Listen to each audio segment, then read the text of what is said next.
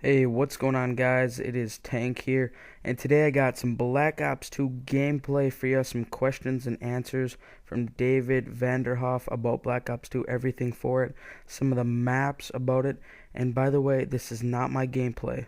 I will repeat, this is not my gameplay. This is from YouTube channel Call of Duty. I just wanted my subscribers, all of you guys, to see it and to enjoy it. Now, don't be going like, oh, you blah, blah, you take everything. No, I don't do that. I just wanted you guys to see it. They're just clips and images. It's not the full gameplay and everything. And over David's questions and answers, I'm going to be having little pictures of each gun and every thing that I found within the clip so you guys can get the all lowdown breakdown. Now, when he does the questions and answers, I will not be talking. I'll just let him and the guy who's interviewing him talk over the pictures. So without any further ado, I hope you guys really enjoy this, and here it goes. We're starting out with the maps first. Alright, see you guys in a bit.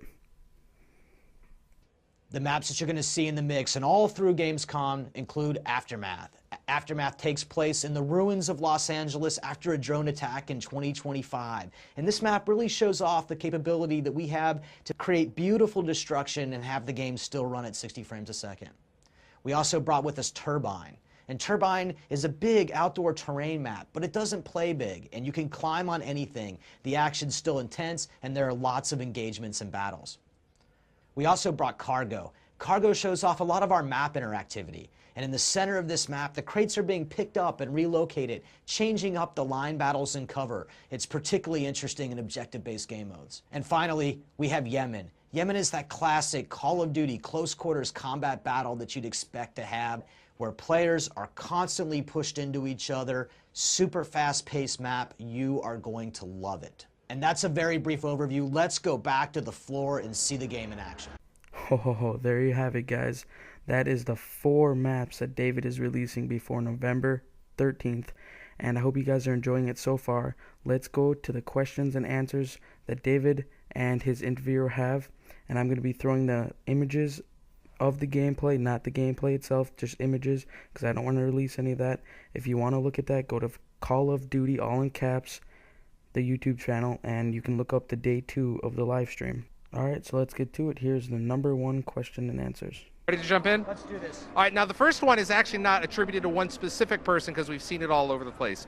The question is, will there be a player match system, or will everyone be forced to play ranked games? David? No one is going to be forced to play ranked games, Larry, but you should know that the game supports that traditional matchmaking experience where you're going through the progression system and you're ranking up.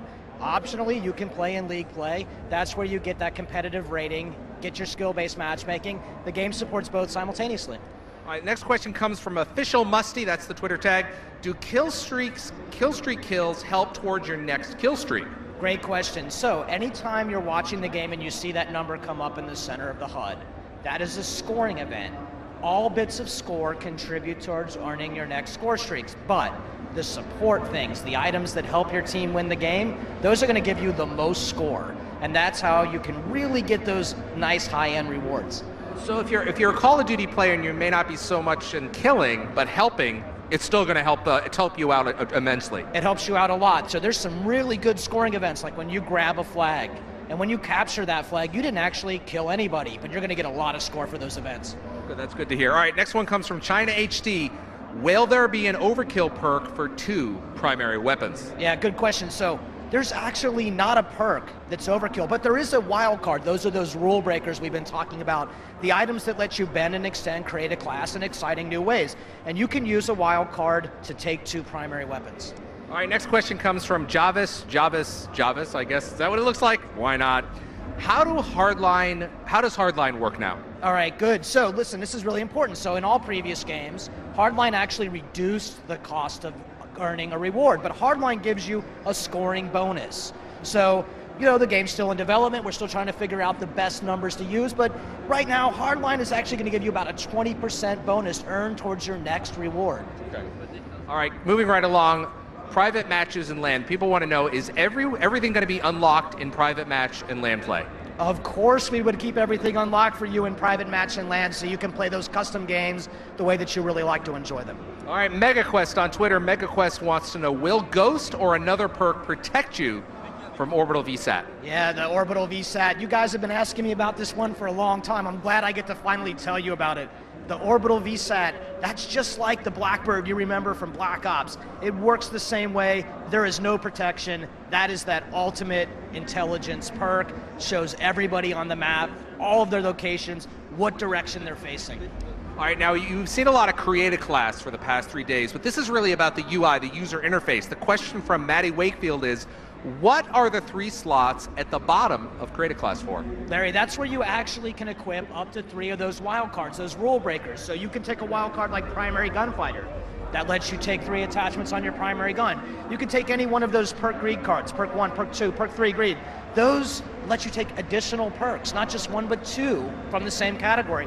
There's even a wild card that lets you take 2 types of tactical grenades. It replaces that lethal slot with a tactical slot. Alright guys, I hope you enjoyed the first interview with David, and now we're going to jump on over to him, and he's going to show us how all the power of Creat-A-Class is in our hands. Enjoy. With the new Creat-A-Class in Black Ops 2 multiplayer, we're putting the power back into the hands of a player to customize for his play experience. We give you 10 points, and you can use those points to allocate in any way in which you will be successful in the field. In fact, you don't even have to take content from a particular category of content if you don't want to. You can forgo a particular weapon, maybe your secondary, and then use that point somewhere else. For example, an extra perk. And with the wild cards, you can bend and extend and break the rules for even greater customization and flexibility. Let me tell you about score streaks. Score streaks replace kill streaks. And here's how this works. Anything you do in the game that earns you score is helping you earn your rewards. Every score streak has its score requirement. Therefore, there's no strict mutual exclusivity. In fact, you can earn 2 rewards in a single scoring event. Using score allows us to reward players for playing the objective and helping their team win. Now, you don't even have to be a Slayer, a guy with a high KD ratio. But it doesn't hurt either, because getting kills also earns you score.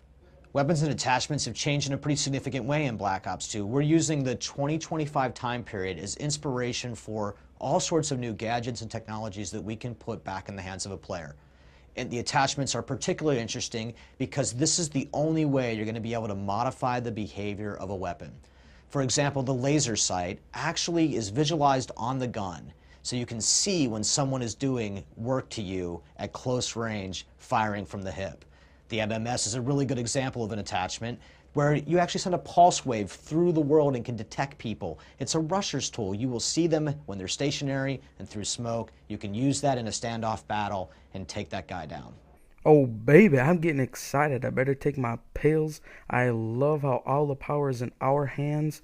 And here you go guys, here's the number 2 questions and answers from David. I hope you guys enjoyed this video. Please rate, comment, subscribe. I did take a lot of time out of my day to work on this to get you guys all the information, the breakdown of day 2, and I'll see you guys later. Tank is out. Peace.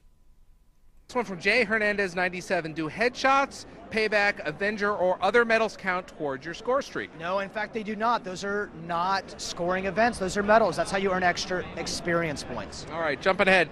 Jersey's Finest 17. Can the enemy see the red laser attachment, and does it add to the accuracy of hipfire? Yeah, we saw that a lot in the game. The guys are using that attachment a lot to increase their hipfire accuracy, and you can, in fact, see it if you're looking carefully. It's very subtle. It's pretty subtle. Everything about the game is subtle. Really? I like that. All right, X-Zac attacks X, and when there's X's at the beginning of the end, you know it's real. That's a pro player. Right, pro right there, pro legit. Is there a perk or attachment that can make you reload faster? Yeah, very important thing. There are no attachments that modify the guns. I'm sorry, there are only attachments that can modify the accuracy of a gun, and there can only be attachments that make you reload faster. So there is one, it's fast mags. Now that's dramatically different from the previous games. Tell us why you made that decision. It's so we can tune the guns regardless of the gameplay behavior. So when it belongs to the gun, then we can tune it independent of the gun, whereas if it's a perk, it has to be consistent across all the guns. All right, we have one more question we want to get into. Carnage615, what's the difference in the riot shield from other Call of Duty games? Call of Duty Black Ops 2 has an assault shield, and the big advantage of this is you can actually plant it into the world and use it as portable cover. So really, that's actually really significant. I think you're going to see guys form lines and use that to protect their backside when they're in a good engagement.